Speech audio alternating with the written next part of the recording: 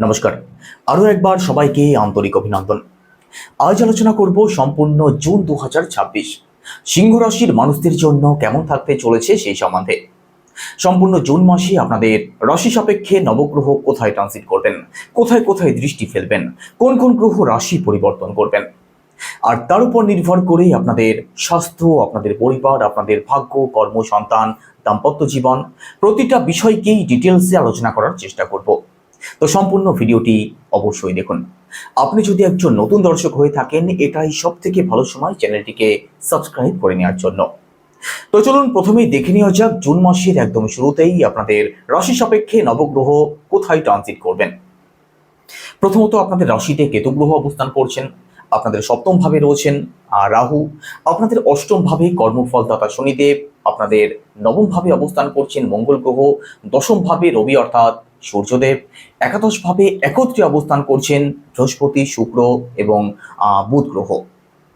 তো চলুন আলোচনা শুরু করা যাক। প্রথমেই স্বাস্থ্য দিয়ে শুরু করব। দেখুন, ফার্স্ট হাউস থেকেই আমাদের স্বাস্থ্যকে বিচার করা হয়, আমাদের পার্সোনাল লাইফকে বিচার করা হয়। আপনাদের রাশির লর্ড রবি অর্থাৎ সূর্যদেব কোথায় অবস্থান করছেন? দশম ভাবে অবস্থান করছেন। মিড জুনের পরবর্তী সময় রাশি পরিবর্তন করে আপনাদের একাদশ ভাবে প্রবেশ করবেন। তো দশম ভাবে, একাদশ ভাবে রবির অবস্থান সম্পূর্ণ জুন মাসেই ভালো থাকবে। তো স্বাস্থ্য সংক্রান্ত মেজর কোনো ইস্যুর সম্ভাবনা থাকছে না, স্বাস্থ্য মোটের উপরে আপনাদের ভালোই থাকবে। তবে মিড জুনের পরবর্তী সময়ে বুধ এবং শুক্র গ্রহ কিন্তু আপনাদের দ্বাদশ ভাবে প্রবেশ করবেন। দেবগুরু বৃহস্পতিও আপনাদের দ্বাদশ ভাবে প্রবেশ করবেন। তো মিড জুনের পরবর্তী সময়টাতে যে বিষয়গুলো একটু মাথায় রাখার চেষ্টা করবেন, প্রথমত দেখুন, চোখ কান গলা সংক্রান্ত কিছু না কিছু প্রবলেম দেখা দিতে পারে। একই সাথে হাতের দিক থেকে কিছু না কিছু প্রবলেম দেখা দেওয়ার সম্ভাবনা রয়েছে। একই সাথে নিজেদের খাওয়া দাওয়ার উপরে একটু কন্ট্রোল রাখার চেষ্টা করবেন, কারণ পেটের দিক থেকেও কিন্তু একটু ভোগান্তির সম্ভাবনা রয়েছে। বিশেষ করে যাদের ডায়াবেটিস আছে, সুগার আছে, আপনাদের কিন্তু নিজেদের খাওয়া দাওয়ার দিক থেকে একটু সিরিয়াস থাকতেই হবে। বাইরের খাওয়া দাওয়া, বেশি তৈলাক্ত খাবার, বেশি মিষ্টি জাতীয় খাবার আপনি যত অ্যাভয়েড করতে পারবেন ততই আপনাদের জন্য মঙ্গলজনক হবে। পরিবারের কথা যদি বলা হয়, সেক্ষেত্রে সেকেন্ড হাউস থেকে আমাদের পরিবারকে বিচার করা হয়। সেকেন্ড হাউসের লর্ড বুধ গ্রহ কোথায় অবস্থান করছেন? একাদশ ভাবে অবস্থান করছেন। নিজের ঘরে রয়েছেন কতদিন? 22 তারিখের আগে পর্যন্ত। 22শে জুনের পরবর্তী সময়ে বুধ গ্রহ রাশি পরিবর্তন করে আপনাদের দ্বাদশ ভাবে প্রবেশ করবেন। 22শে জুনের মধ্যবর্তী সময়টা পারিবারিক দিকটা আপনাদের খুব ভালো থাকবে। পরিবারে এই সময় পজিটিভ কিছু পরিবর্তন আসতে পারে, পরিবারে এই সময় কিছু অ্যাড অন হতে পারে। এই সময়ের মধ্যে যারা ফ্যামিলি প্ল্যানিং করতে চাইছেন, অত্যন্ত ভালো সময় থাকবে। একই সাথে পরিবারের মানুষদের মধ্যে অ্যাটাচমেন্ট বন্ডিং এর জায়গাটাও ভালো থাকবে, তার পূর্ণ সম্ভাবনা থাকছে। কারণ বুধ নিজের ঘরে একাদশ ভাবে অবস্থান করছেন, লাভ স্থানে অবস্থান করছেন। একই সাথে 22 তারিখের মধ্যবর্তী সময়টা আপনাদের অর্থনৈতিক দিকটাও কিন্তু ভালো থাকবে, তার পূর্ণ সম্ভাবনা থাকছে। এই সময় অর্থনৈতিক যে কোনো সমস্যা অথবা সেভিংসের দিক থেকে আপনি অনেকাংশেই এগিয়ে যেতে পারবেন। তবে 22 তারিখের পরবর্তী সময়ে বুধ কিন্তু দ্বাদশ ভাবে অর্থাৎ চন্দ্রের ঘরে, শত্রুর ঘরে প্রবেশ করবেন। 22 তারিখের পরবর্তী সময়টাতে পারিবারিক দিক থেকেও সিরিয়াস থাকতে হবে। একই সাথে এই সময় সেভিংস করার মানসিকতা আপনাদের মধ্যে রাখতে হবে। হঠাৎ করে খরচ বৃদ্ধির একটা কিন্তু সম্ভাবনা রয়েছে। এবার প্রপার্টির কথা যদি বলা হয়, সেক্ষেত্রে দেখুন, ফোর্থ হাউস থেকে আমাদের প্রপার্টিকে বিচার করা হয়। আপনাদের ফোর্থ হাউসের লর্ড মঙ্গল গ্রহ নবম ভাবে অবস্থান করছেন, নিজের ঘরে অবস্থান করছেন, আপনাদের রাশি সাপেক্ষে ভাগ্যস্থানে অবস্থান করছেন। তো মোটামুটি 8-9 তারিখের আগে পর্যন্ত প্রপার্টির জায়গাটা আপনাদের খুব ভালো থাকবে। এই সময় প্রপার্টি সংক্রান্ত বেকার কোনো ঝামেলা থেকে আপনি বেরিয়ে আসতে পারেন, অথবা এই সময়ের মধ্যে প্রপার্টি সংক্রান্ত দিক থেকে আপনি ভাগ্যের ফুল সাপোর্ট পাবেন। একই সাথে দেখুন, ফোর্থ হাউস থেকে আমাদের মাকেও বিচার করা হয়। তো মাতৃপক্ষ আপনাদের ভালো থাকবে। সম্পূর্ণ জুন মাসেই মঙ্গল গ্রহ নবম ভাবে এবং দশম ভাবে অবস্থান করবেন। তো সম্পূর্ণ জুন মাসে মাতৃপক্ষ যেমন আপনাদের ভালো থাকবে, একই সাথে প্রপার্টির জায়গাটাও ভালো থাকবে। তবে 8-9 তারিখের মধ্যবর্তী সময়টা আরো বেশি ভালো থাকবে, কারণ এই সময় প্রপার্টির দিক থেকে আপনি ভাগ্যের সাপোর্ট পেয়ে যাবেন। এডুকেশনের কথা যদি বলা হয়, আপনাদের ফোর্থ হাউস তো ভালো থাকছেই। একই সাথে ফিফথ হাউসের লর্ড দ্বাদশ ভাবে প্রবেশ করছেন দেবগুরু বৃহস্পতি কর্কট রাশিতে। কবে? 2 জুন। তো এখানে পড়াশোনার দিক থেকেও আপনাদের পজিটিভ রেজাল্ট অবশ্যই প্রাপ্তি হবে। বিশেষ করে যারা বিদেশে থেকে পড়াশোনা করছেন, উচ্চশিক্ষার সাথে যারা যুক্ত আছেন, আপনাদের জন্য অত্যন্ত ভালো সময় থাকবে। ফোর্থ হাউস যেহেতু ভালো থাকছে, পড়াশোনার দিক থেকে সাপোর্ট তো আপনি অবশ্যই পাবেন। তবে বিদ্যার্থীদের মন কখনো কখনো একটু ডাইভার্ট হতে পারে।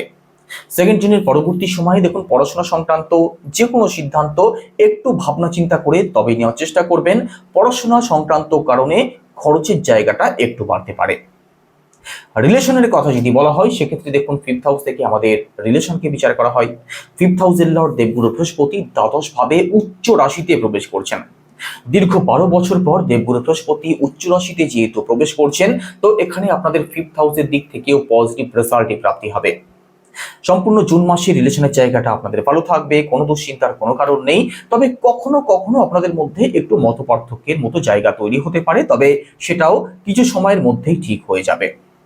সন্তানের কথা যদি বলা হয় সেক্ষেত্রে দেখুন ফিফথ হাউস থেকে আমাদের সন্তানকেও বিচার করা হয়। তো সন্তান পক্ষ আপনাদের ভালো থাকবে, দেবগুরু বৃহস্পতি উচ্চ রাশিতে প্রবেশ করছেন। তো ফ্যামিলি প্ল্যানিং যারা করতে চাইছেন আপনাদের জন্য বিশেষ ভালো সময় থাকবে, কারণ উচ্চ রাশিতে দেবগুরু বৃহস্পতি প্রবেশ করছেন। দ্বাদশ ভাবে যদিও প্রবেশ করছেন তবুও কিন্তু আপনাদের জন্য নেগেটিভ কিছু ফলদায়ক হবেন না। তো সন্তান পক্ষ আপনাদের খুবই ভালো থাকবে। দাম্পত্য জীবনের কথা যদি বলা হয় সেক্ষেত্রে সপ্তম ভাব থেকে দাম্পত্য জীবনকে বিচার করা হয়। সপ্তম ভাবে রাহু অবস্থান করছেন। সপ্তম ভাবের লর্ড শনিদেব অষ্টম ভাবে অবস্থান করছেন। তো আপনার যিনি পার্টনার আছেন তার স্বাস্থ্য সংক্রান্ত দিক থেকে প্রথমত কিন্তু সিরিয়াস থাকতেই হবে। একই সাথে আপনাদের রাশিতে যেহেতু ঢাইয়া প্রভাবও রয়েছে, তো দাম্পত্য জীবনের দিক থেকে একটু সিরিয়াস থাকতেই হবে। ছোটখাটো বিষয় নিয়ে আপনার যিনি পার্টনার আছেন তার ব্যবহার আপনার কষ্টের কিংবা দুঃখের কারণ হতে পারে। আর সপ্তম ভাবে যেহেতু রাহু অবস্থান করছেন, তো দাম্পত্য জীবনে ছোটখাটো বিষয় নিয়ে আনস্যাটিসফ্যাকশন, ছোটখাটো বিষয় নিয়ে কথা কাটাকাটি, ছোটখাটো বিষয় নিয়ে দুজনের মধ্যে মুড অফ, এই সংক্রান্ত প্রবলেমগুলো কিন্তু খুব লক্ষ্য করতে পারবেন সিংহ রাশির মানুষেরা। তো এই দিক থেকে একটু সিরিয়াস থাকার চেষ্টা করবেন। বাদবাকি দাম্পত্য জীবনের দিক থেকে বিশাল যে কিছু নেগেটিভ প্রভাব রয়েছে তেমনটা কিন্তু নয়। ভাগ্যের কথা যদি বলা হয় সেক্ষেত্রে নবম ভাব থেকে ভাগ্যকে বিচার করা হয়। নবম ভাবের লর্ড মঙ্গল গ্রহ নবম ভাবে অবস্থান করছেন। 8 তারিখের পরবর্তী সময় রাশি পরিবর্তন করে দশম ভাবে প্রবেশ করবেন। তো এখানে নবম ভাবের লর্ড নবম ভাবে, ভাগ্যের দিক থেকে পূর্ণ সাপোর্ট আপনাদের প্রাপ্তি হবে। আর ভাগ্যের সাপোর্ট যেহেতু পেয়ে যাবেন, কোনো নেগেটিভ প্রভাব যদি থেকেও থাকে তার থেকে আপনি খুব সহজে বেরিয়ে আসতে পারবেন। তো ভাগ্য স্থান আপনাদের খুবই ভালো থাকছে।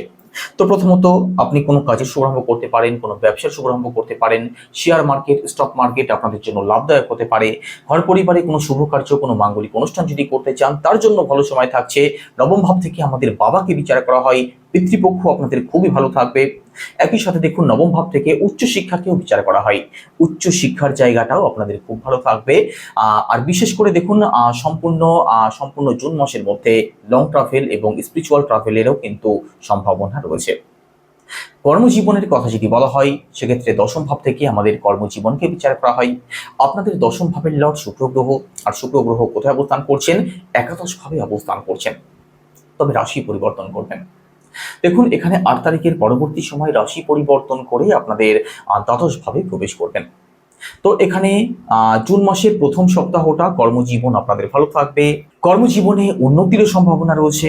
তবে 8 তারিখের পরবর্তী সময়ে শুক্র গ্রহ আপনাদের দ্বাদশ ভাবেই প্রবেশ করবেন।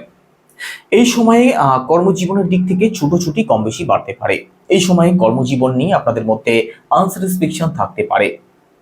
8 তারিখের পরবর্তী সময়ে কর্মজীবনের দিক থেকে যে কোনো সিদ্ধান্ত একটু ভাবনা চিন্তা করে তবেই নেওয়ার চেষ্টা করবেন, না হলে কিন্তু কর্মজীবনের দিক থেকে প্রবলেম আসার সম্ভাবনা রয়েছে। এই সময় কাজে আপনাদের মন একটু কম বসতে পারে। তবে ওভারঅল কর্মজীবন আপনাদের মোটের উপরে ভালো থাকবে। চাকরির চেষ্টা যারা করছেন 8-9 তারিখের মধ্যে যদি আপনাদের কোনো এক্সাম থাকে, কোনো ইন্টারভিউ থাকে, সেটা আপনাদের জন্য বেশি পজিটিভ থাকবে। ব্যবসার কথা যদি বলা হয় সেক্ষেত্রে দেখুন সপ্তম ভাব থেকে ব্যবসাকে বিচার করা হয়। সপ্তম ভাব খুব বেশি ভালো থাকছে না, তবে বুধের অবস্থান ভালো থাকছে। তো ব্যবসা মোটের উপরে আপনাদের ভালো থাকবে। হ্যাঁ, কখনো কখনো একটু আপ অ্যান্ড ডাউন তো থাকবেই। একই সাথে সপ্তম ভাবে যেহেতু রাহু অবস্থান করছেন, যে কোনো ইনভেস্টমেন্ট একটু ভাবনা চিন্তা করে তবেই করবেন। হঠাৎ কোনো ডিসিশন নিয়ে পরে কিন্তু ঠকতে হতে পারে, এটা অবশ্যই মাথায় রাখবেন। তো এর জন্য কি উপায় অবলম্বন করবেন? শনির বীজ মন্ত্র জপ করুন। সেটা কি?